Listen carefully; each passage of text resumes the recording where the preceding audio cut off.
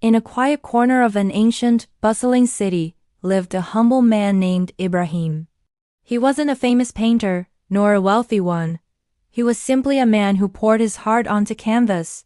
His small studio, nestled between a spice shop and a bakery, was a sanctuary of half-finished paintings and the familiar, comforting scent of old paint and turpentine.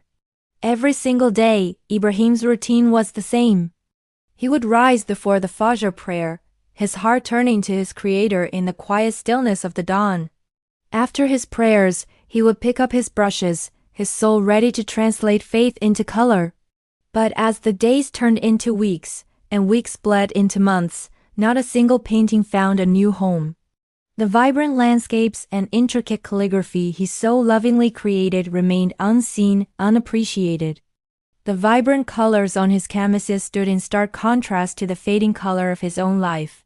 His clothes, once sturdy, grew thin and frayed at the edges. His meals, once hearty, dwindled to just enough to keep him going.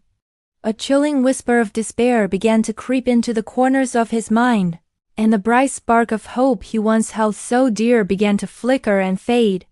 One particularly cold night, the kind that seeps into your bones, Ibrahim sat alone in his small, dimly lit room. The wind howled outside, a mournful song that seemed to echo the emptiness in his stomach and his heart. He shivered, pulling his worn cloak tighter around his shoulders. He looked down at his empty paint-stained hands, the tools of his passion, now symbols of his failure. In a voice barely louder than a whisper, a soft, trembling prayer escaped his lips. "Ya Allah," he murmured, his breath a small cloud in the cold air. "I have nothing left. I have sold nothing. I have eaten little. I have no one. But you are enough for me." Tears, hot and silent, welled up in his eyes, blurring the flickering candlelight. He felt a profound sense of surrender, a release of all his worldly worries. He reached for his very last blank canvas, the final pristine surface in his dwindling collection. Holding it felt different this time.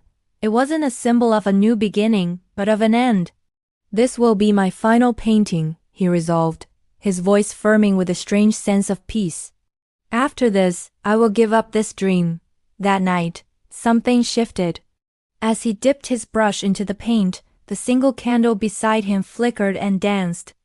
The soft, warm light cast long, moving shadows across the canvas, and for the first time in what felt like an eternity, a genuine smile touched Ibrahim's lips.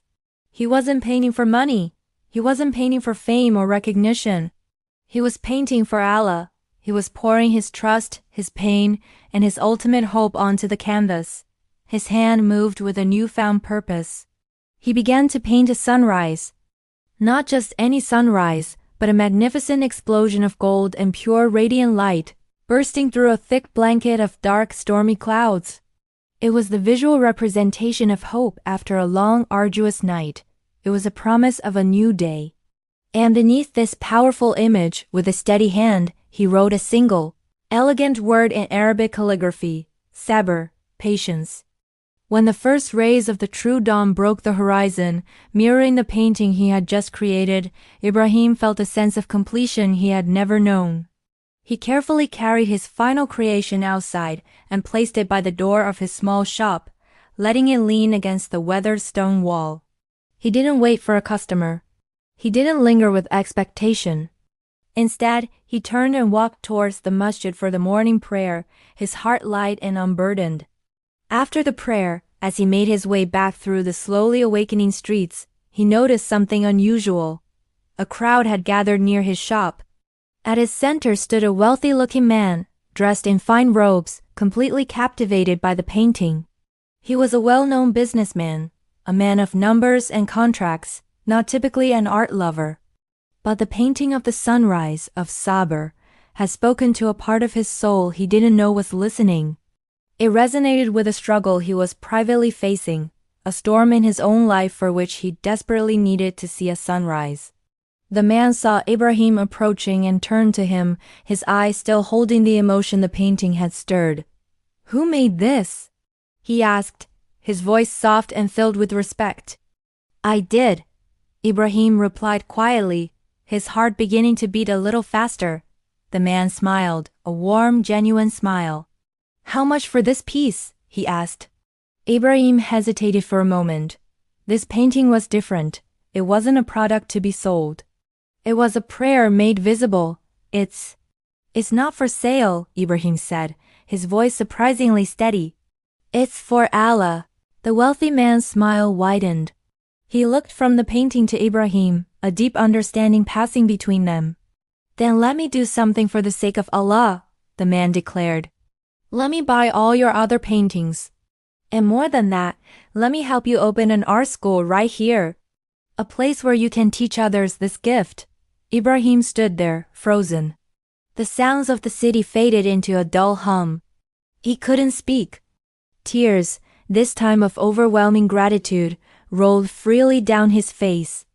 All he could manage to whisper, a prayer of pure, unadulterated thanks, was, "Alhamdulillah. Praise be to God." Months later, the dusty, forgotten painter studio was transformed. It became a vibrant little school, filled with the laughter of children learning to mix colors and create beauty. But Ibrahim taught them more than just how to paint. He taught them how to believe. He taught them the meaning of patience, the power of perseverance, and the importance of never ever losing hope in Allah's boundless mercy. And on the central wall of his new school for all to see, hung that very same painting. The golden sunrise breaking through the storm, with a single powerful word beneath it. Sabr. Whenever a student or a visitor would ask Ibrahim about the secret to his success, he would simply smile, point to the painting and say, "When I had nothing left, when I gave up on everything and everyone, I painted for Allah, and in return, Allah painted my destiny." This story is a beautiful reminder. When you feel like you've lost hope in people or in your circumstances, never ever lose hope in Allah. Sometimes, what we perceive as a delay is not a denial. It is Allah's perfect plan unfolding, preparing your reward for the most perfect time. If this story touched your heart and resonated with you, please share your thoughts in the comments. We'd love to hear how it made you feel.